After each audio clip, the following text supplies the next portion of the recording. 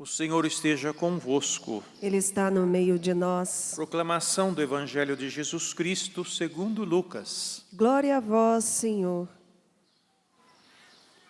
Naquele tempo, Jesus estava ensinando numa sinagoga em dia de sábado.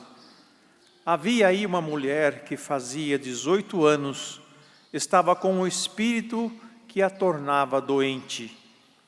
Era encurvada e incapaz de se endireitar. Vendo-a, Jesus chamou-a e lhe disse: Mulher, estás livre da tua doença. Jesus pôs as mãos sobre ela e imediatamente a mulher se endireitou e começou a louvar a Deus. O chefe da sinagoga ficou furioso porque Jesus tinha feito uma cura em dia de sábado. E, tomando a palavra, começou a dizer à multidão: Existem 6 dias para trabalhar. Vinde então nesses dias para serdes curados, não em dia de sábado. O Senhor lhe respondeu: Hipócritas, cada um de vós não solta do curral o boi ou o jumento para dar-lhe de beber, mesmo que seja dia de sábado? Esta filha de Abraão, que Satanás amarrou durante 18 anos, não deveria ser libertada dessa prisão em dia de sábado? Esta resposta envergonhou todos os inimigos de Jesus, e a multidão inteira se alegrava com as maravilhas que ele fazia. Palavra da salvação. Glória a vós, Senhor. Que as palavras do Santo Evangelho perdoem os nossos pecados. Amém. Amém.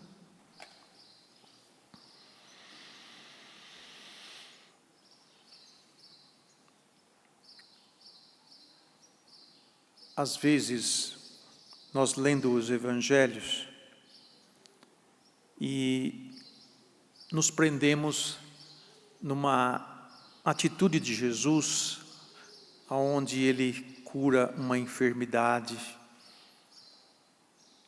A enfermidade do corpo,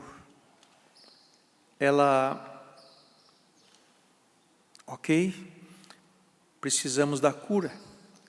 E seja a cura divina ou a cura dos nossos médicos, é a cura do corpo. Mas a maior cura que Jesus quer realizar é na nossa mente, é na nossa alma. Porque a pior ignorância é aquela que desconhece a vontade de Deus. Por isso que é necessário que nós o escutemos para sabermos a que bem Deus nos dirige e a que tipo de vida Ele nos dá. Porque a experiência contrária, a experiência do pecado, nós já sabemos. Mas o se libertar dele, o se deixar-se livre dele, ainda demoramos para aprender. O nosso corpo um dia vai morrer e vai virar cinza. Se vocês nunca foram em exumação, vocês vão ver que aquele corpo que ficou ali 5 anos, 10 anos, só tem os ossinhos ali. O resto já derreteu tudo. E daqui a uns 100 anos, que nem os ossos tem mais, porque já dissolveram tudo, conforme as condições próprias disso. Que o apóstolo, na primeira leitura, fala para nós desse corpo mortal. Que a nossa dívida não é para com o nosso corpo, que um dia vai morrer. A nossa dívida é para com o Espírito que vive em nós. Nós somos formados de 2 coisas: do barro e do sopro de Deus. O barro é perecível, mas o Espírito não. O Espírito é eterno. Deus é Espírito e vive eternamente. O corpo tem os seus sentidos, tem os seus desejos, tem as suas necessidades. E a alma também tem os seus sentidos, os seus valores e suas, vou dizer assim, necessidades. para se manter, mas é a alma que dá vida ao corpo. É o espírito que dá vida ao corpo. Portanto, é o espírito que domina o corpo. Porque se o corpo não se deixa dominar pelo espírito, o que vai acontecer? O nosso espírito vai ser dominado pelo corpo. Então as minhas vontades, os meus desejos desenfreados, as iras, todas elas vão tomar conta de nós. Porque nós não sujeitamos o nosso corpo ao espírito. Para dizer, sou eu que dou a ordem, sou eu que dou o comando sobre meu corpo. Tanto que a vontade que nós temos das coisas, é nós que decidimos se vamos fazer ou não. Por isso que quando nós pecamos, não adianta jogar a culpa, o culpado foi o outro. Não, o culpado foi eu mesmo, porque eu sabia que aquilo não devia se fazer e eu fiz. O poder do Espírito em dominar a nossa alma. Tanto que quando Deus criou o homem e a mulher, tomou do barro da terra e soprou sobre ele o hálito de vida, ele disse para ele, crescei, multiplicai e dominai a terra. E o primeiro pedaço de terra que eu preciso aprender a dominar sou eu mesmo.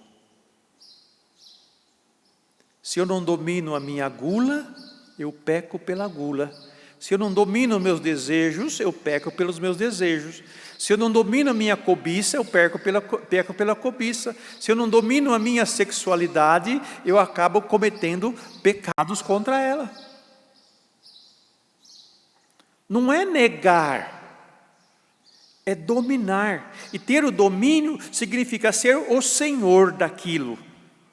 Aquele que conduz todas as coisas a uma finalidade boa. Tudo que Deus criou está lá no Gênesis. Deus viu que era bom e abençoou. Deus não criou nada para o mal. E nós também precisamos ter isso dentro de nós e entendermos que quem habita esse corpo é um espírito vivo, imortal, que um dia será levado à presença de Deus, mas esse corpo vai virar pó. Do pó viestes, ao pó retornarás. Está lá escrito na Bíblia, não tenha dúvida disso. Então, se nós não tivermos, não buscarmos a Deus para adquirirmos força e termos o domínio sobre os desejos do nosso corpo, nós nos tornamos escravos dele. Por isso que o apóstolo vai dizer na sua carta hoje, que nós ouvimos, que nós não somos devedores da carne. Eu entendo que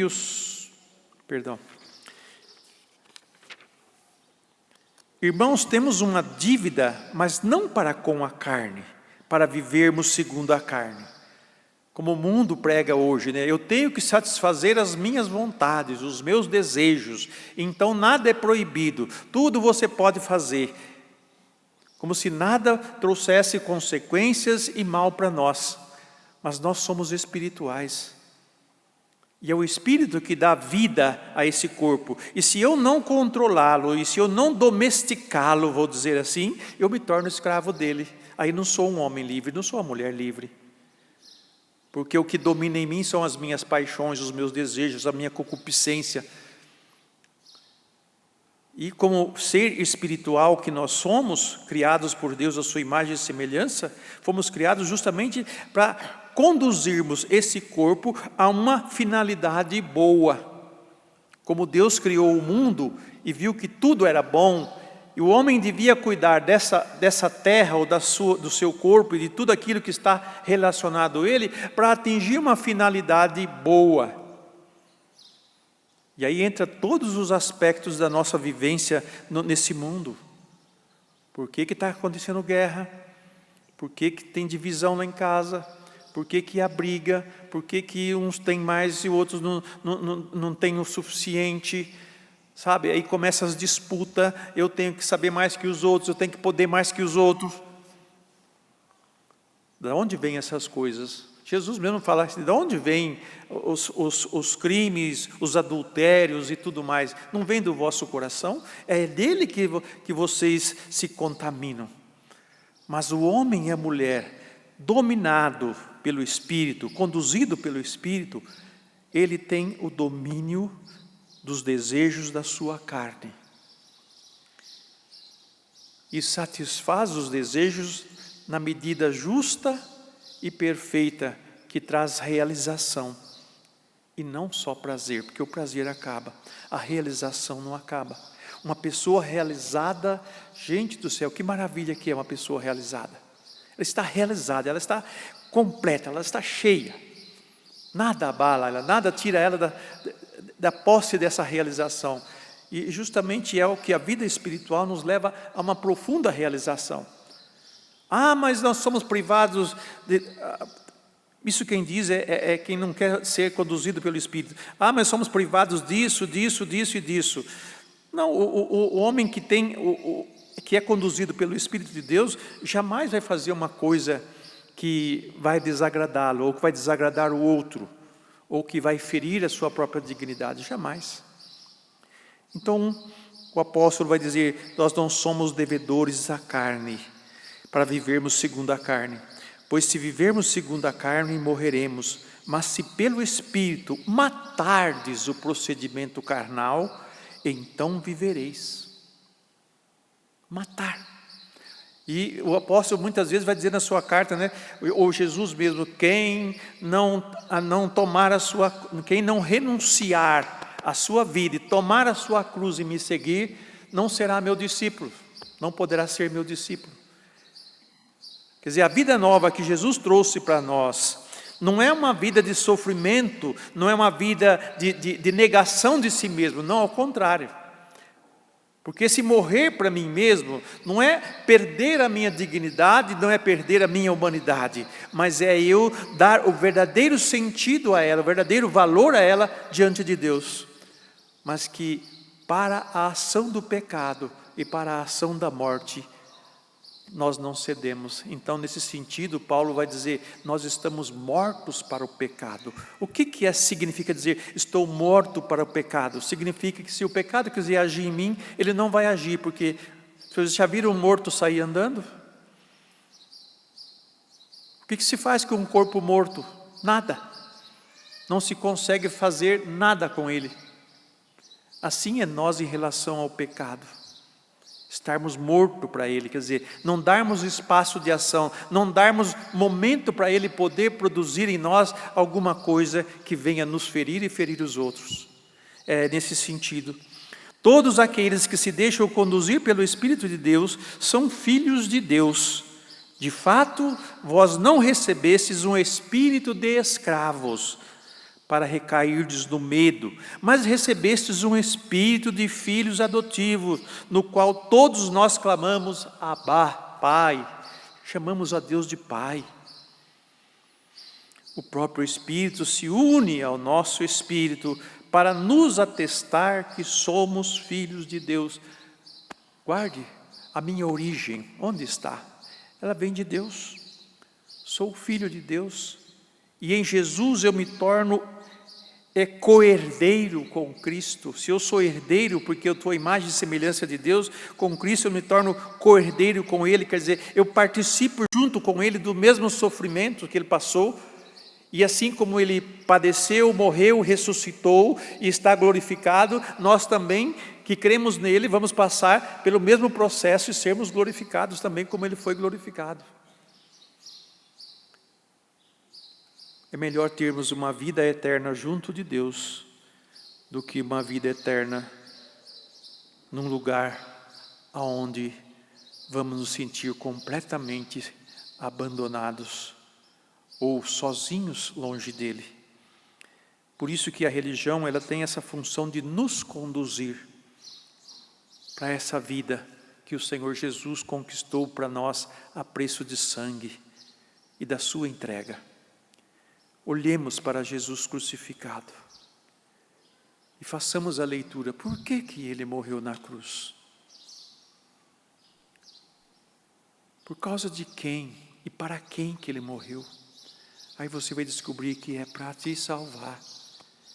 E se você está unido a Ele, se você está unido a Ele, caminha junto dEle, obedeça os mandamentos, vive a sua vida de fé nesta realidade, dando primazia ao Espírito, porque é Ele que dá vida para nós. O corpo não.